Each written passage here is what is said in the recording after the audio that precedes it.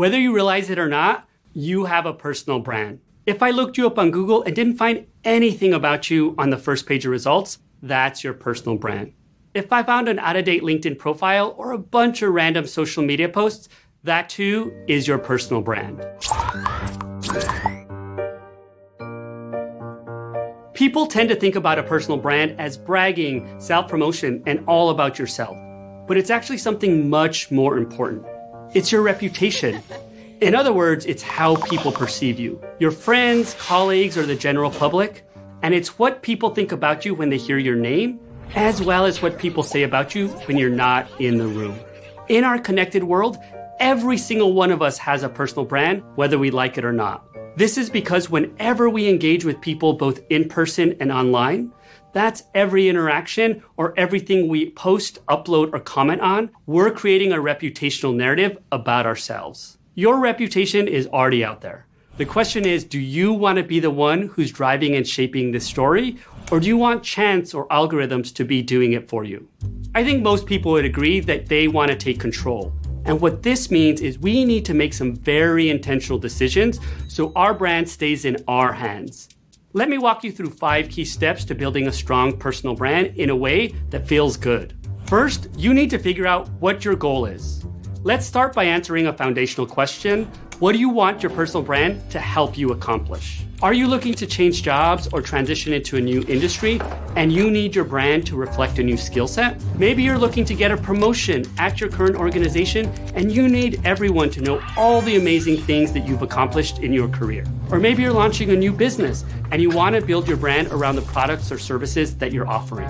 Whatever your goal is, write it down and make it specific so that you're working towards a clear outcome. Next, you'll want to get clear on what you want to be known for. In other words, how do you want people to describe you as a professional? Start by answering the question, so what do you do? And I'm not just talking about your job title. Are you a teacher who focuses on social and emotional learning? Or maybe you're a project manager who is reliable and always gets things done on time. Or maybe you're an artist who makes beautiful ceramic pots from natural materials. What you want to do is dig deeper into the what, how, and why behind your work so you can make it concrete and easy to remember. Just make sure to lead with something that doesn't cause confusion. For example, I once coached someone who called herself a death midwife, which no one understood.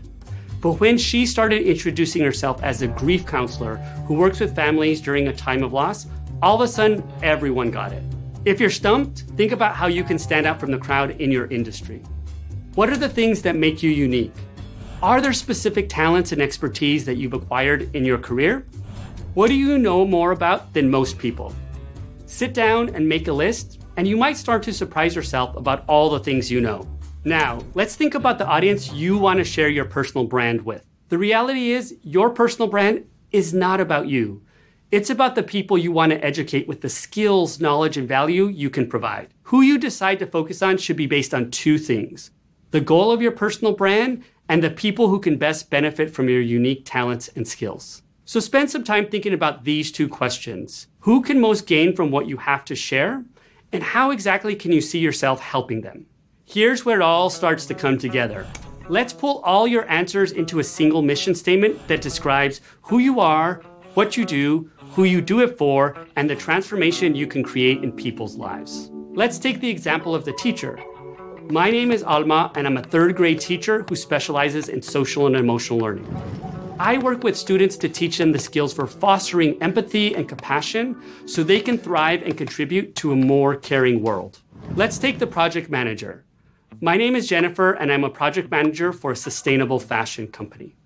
I work with teams across different departments to plan, organize, and direct innovative marketing campaigns that engage customers while also increasing brand loyalty. Mission statements are going to look wildly different depending on who you are in your career. But whatever your mission statement is, write it down and put it somewhere prominent.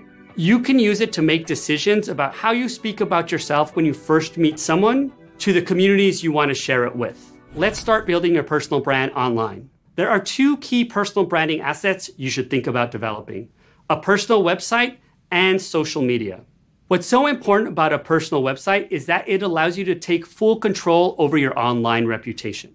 It offers the most flexibility in sharing your brand and value to others in a much deeper way than a resume or LinkedIn profile. People want to work with others they like, know, and trust, and your personal website provides you an opportunity to share more about your personality through photos, as well as more about your career and life story. This, in turn, will differentiate you from others in your industry. Social media is also a great way to share your personal brand with the audience you're looking to connect with. However, I suggest trying not to be on every platform. Pick one that aligns with your goals, as well as where your audience spends most of its time. If you're an artist or creative, Instagram is a great fit. If you work in a more corporate environment, LinkedIn is the place you want to be. When posting, focus on being helpful to others. Share interesting articles relevant to your industry, post ideas or opinions that can benefit colleagues, and like or comment on posts shared by the people you follow. The key is to always engage in a way that both reinforces your personal brand while also bringing value to others. Look, I know this may all sound a bit intimidating, but try to think of this branding process as an opportunity for personal growth. It's your chance to dig deeper into who you truly are and who you want to become. This, in turn, will provide you the clarity you need on how you can make your greatest impact in the world.